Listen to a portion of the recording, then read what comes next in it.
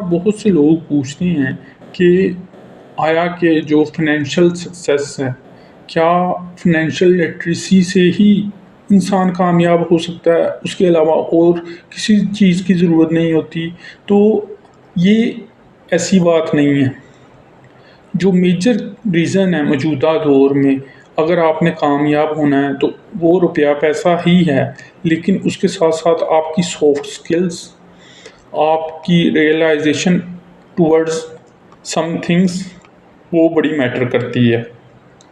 तो अगर आपको बेसिकली एक तो फाइनेंशियल लिटरेसी आपने अचीव कर लिया है और दूसरा आप में इंटेलेक्ट है, आप में विज़डम है, आप चीज़ों को एनालाइज़ कर सकते हो, आप कंपैरिज़न कर सकते हो और आप इम्प्रूव करने की तरफ खुद को बढ़ा सकते हो। तो बेसिकली तब आप फाइनेंशियली और आम लाइफ में कामयाब होंगे।